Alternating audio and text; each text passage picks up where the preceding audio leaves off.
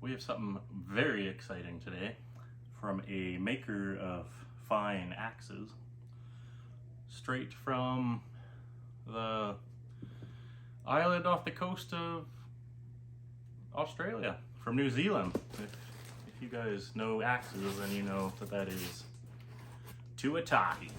So let's get into this box. Today we're going to use Grandpa's buck knife to open this bad boy.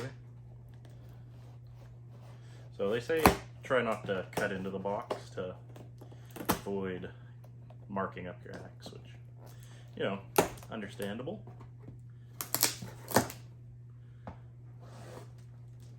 So this thing's really well packed. I got 5 straps keeping it together.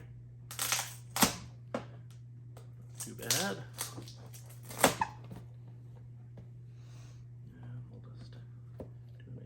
Small cut with a tip here.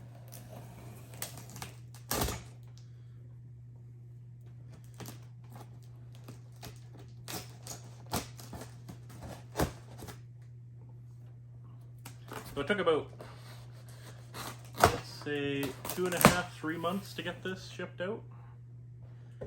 And that waiting list, man, does it feel long.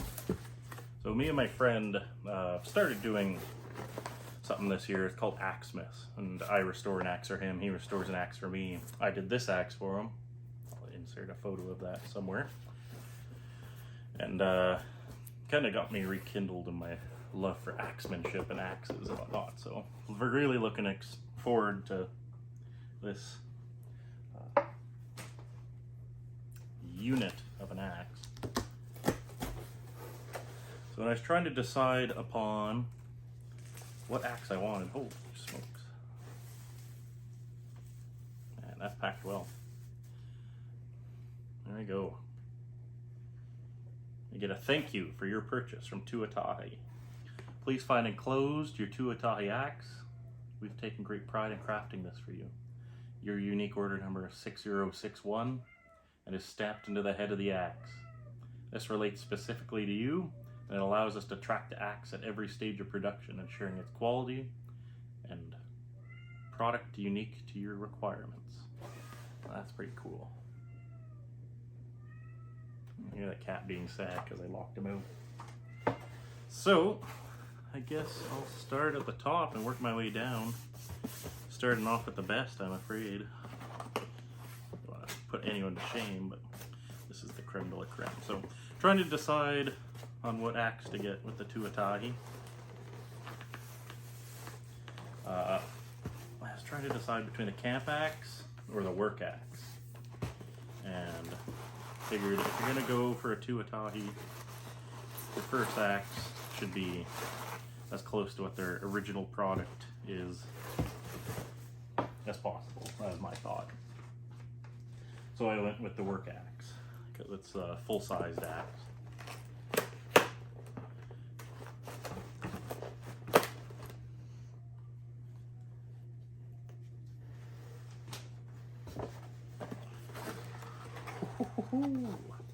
They see lots of paper. You get the long paper stuffed into this box with the axe. There you go. Get nice wrapped. The edges are all surrounded by plywood, especially on the edge there. No cuts in any of this paper they wrapped on there, so they must have done a good job handling it in the shipping.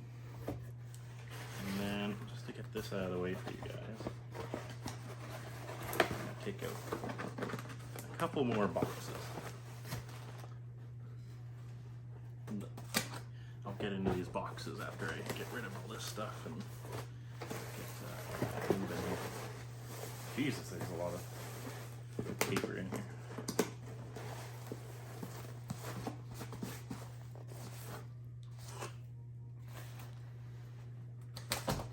Okay. Hopefully I didn't miss anything. I'll have to comb through this later, I think. Okay. Get this rat's nest out of your face. Ooh, that went everywhere. bring you in a little closer and we'll unpack these guys. All right. So again, back with Grandpa's knife. So first up on the agenda, this bad boy, the work axe. My biggest fear is that I regret buying the work axe right off the bat because it's too heavy, but hey, if it's too heavy for everyday work, you can bring another axe and you can use this for fun in the beginning of the day. That's my thought anyway. So they coat it with a nice coating of oil. You can see on the back there that number stamped for their production uses. Ooh. Even the paper they sent it in is really heavy. I always enjoy getting the papers from around the world.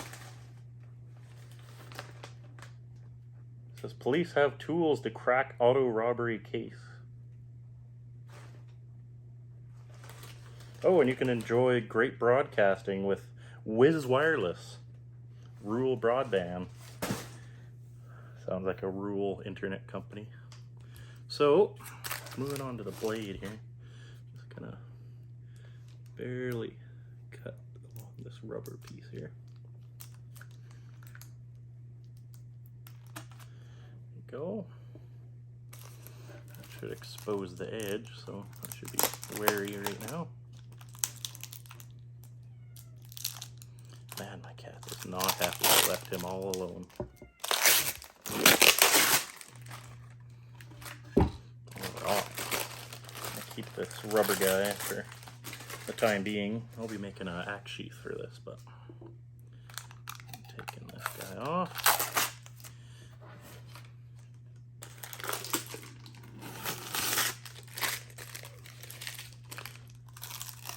This is shipped by someone who understands what happens in shipping. Oh man, let's get a little freaking unit of an axe.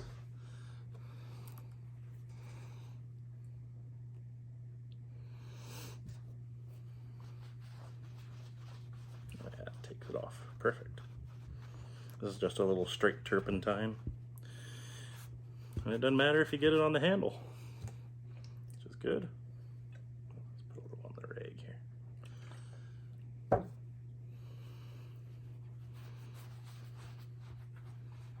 This is when I always injure myself unpacking stuff. Oh my god. You can just hear that steel ring. The steel they make these out of. It's gotta be real high quality stuff. You know, when you're out in the working and your axe, when you pull it out or kind of have a glancing blow, it makes that ting sound. Well, a couple of my less desirable axes, you hit it and if it deflects, it kind of makes a ping, not a ping sound, but like a really low frequency ching or ding or whatever you want to describe it as. This one makes very high pitched sound. Nattering one again, but gotta get this guy nice and clean for the camera so I can get 0 good shots of it because it's so shiny. So they forge these and then they're machined. See on, I think it was a social media post, them making these, and you can see that it was part way through machining and the milling machine taking off the profiles here, which you're going to get a perfect profile every time if you do that. Let's give it a wipe down with the rag here.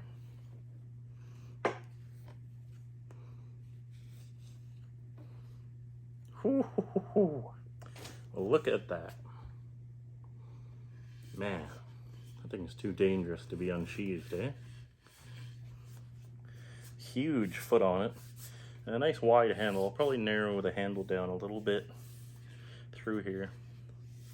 But, oh my gosh, that's beautiful. We got an aluminum wedge in it. And I'll probably burn the handle because that's just what I like.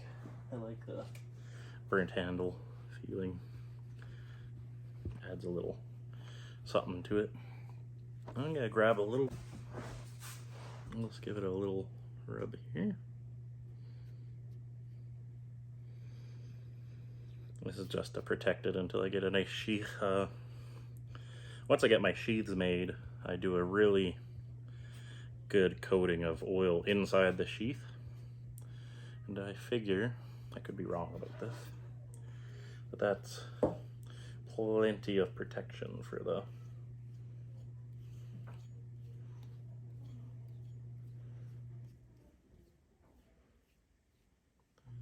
axe head. Sorry, trying to focus is not to cut myself with this. So you can see this axe. Take some of this excess off just to, there we go. So this axe is, what do they say, 6 pounds? Somewhere around there, 6 pounds. So we used turpentine and ballistol so far.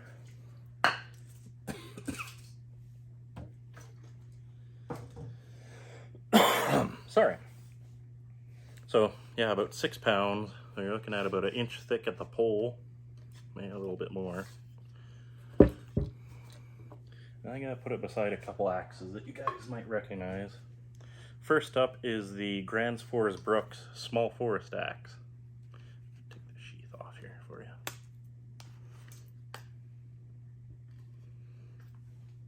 Oh my gosh, that's just comically small in comparison to the Tuatahi. So yeah, anyone that knows the Small Forest Axe, that's a good example. So next, I'll put a little bit of ballistol on this guy while we're at it, eh?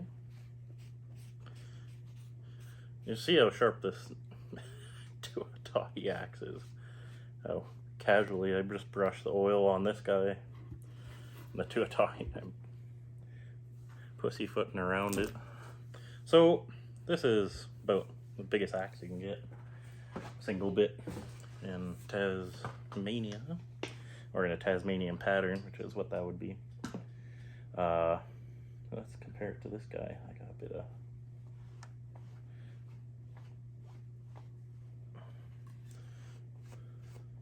pine tar on this guy. This is about the biggest, one of the biggest patterns of axes you can get in American axes. This is a Jersey pattern, true tempered Jersey, 3.5 pound. So yeah, that's oh my gosh. The pole is actually wider on the Jersey by about 1/8 of an inch. 3/16 around there.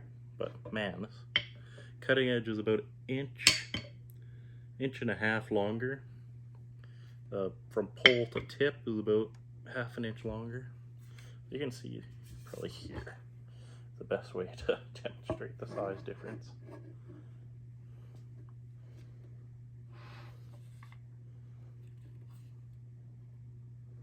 Yeah, just massive.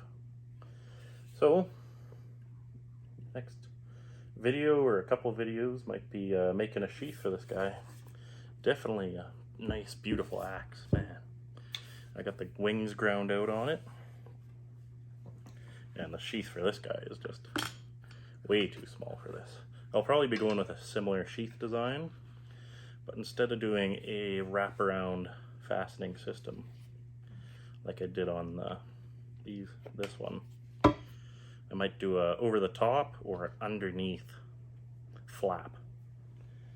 That's what I was thinking, because it'd be nice to have a sheath where there's no small string-like strap that can get damaged and cut. These are nice sheaths, but they're seems like it'd be really possible for them to get damaged. Even rubbing those two axes together, I got marks on my axe and I'm freaking out. So, move this guy out of the way. It's the main show over. That's all you wanted to see. Next, I got two of these. And the main reason for these is to get a couple more people involved and cut down on shipping costs, because shipping costs was like a quarter of the price of everything. Maybe not quite a quarter, but yeah. Genuine New Zealand newspaper. Okay. This one packed the exact same way. You got newspaper, and then all around the perimeter you got plywood to protect it. So again, good job on the shipping. Let's go like so.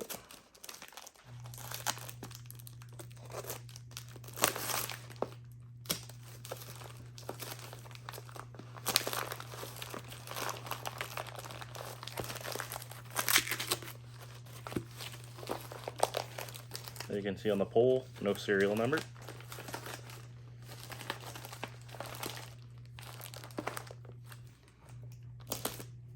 That was not good knifemanship. Oh, this is cool. I'm gonna take this out.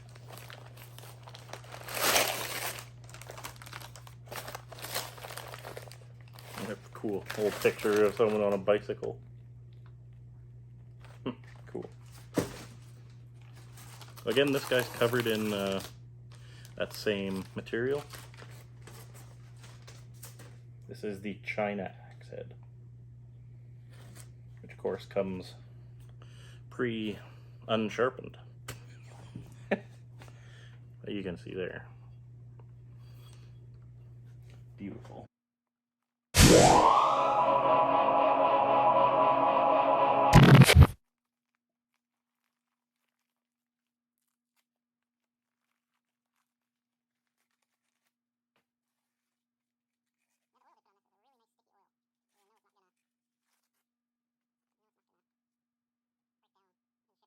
Exposed to salts or something like that. I'm pretty sure these went airmail, seeing they got here in like less than a week. So there we go. Let's get a little more turpentine on these guys. We'll get them cleaned up for you to look at.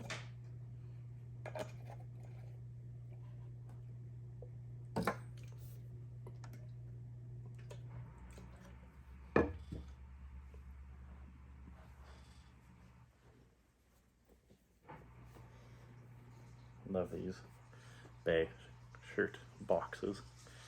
Get all these weird shirts from all over the place. You can see quite a bit rougher initial grind on it.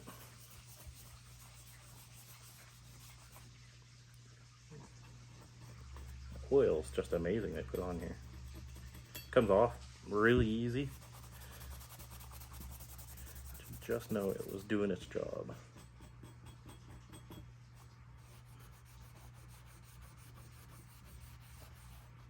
These are sharpened on a, looks to be a disc sander of sorts, because these are a full flat grind, I think. You can see the radius of the wheel here. If you really want to get into it, you can measure the cord length and try and find the radius of their disc, but I'm going to assume it's a 24-inch or a 36-inch disc.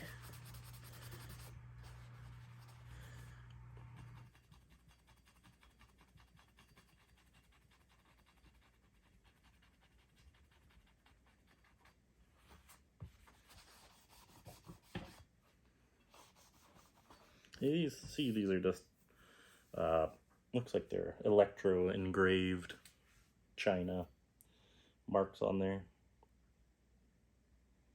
They're certainly not stamped like the Tuatahi axe. this side now.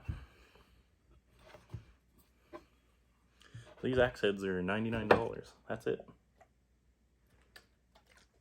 For the low price of a dinner for two, you could have a fantastically crafted axe with a little bit of work. I didn't get handles for these because I figured I could make some custom handles for whoever wants these.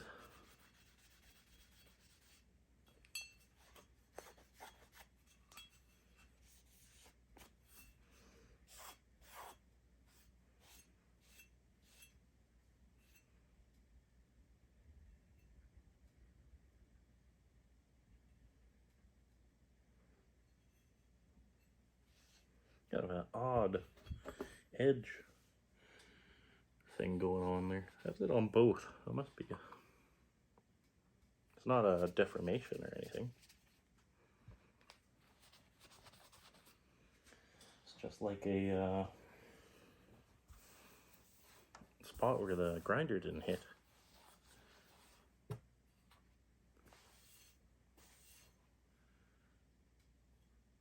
Couple color spots where it got hot. A few scratches, but to be expected. The edges are very tacky and sharp. A little bit of that oil in those holes, but that's okay. So here's the Tuatahi China axes. Hopefully do one for my friend, one for my other friend, and then this is the Tuatahi work axe. Slightly smaller. Looks like the Tuatahi axe is about a 1/4 inch shallower, but the same length of cutting edge. So the head itself, just right here, is a little narrower, but then it flares more into the cheeks. So there you have it, an unboxing from Tuatahi in New Zealand. Hopefully we'll get a video of making some handles for these and sheaths for all three. Employ whomever is going to own them to do that. But there you go, that's Tuatahi, the work axe, and 2 China axes. So hope you enjoyed the unboxing video, and we'll get some more content out on these in the future. Have a good day.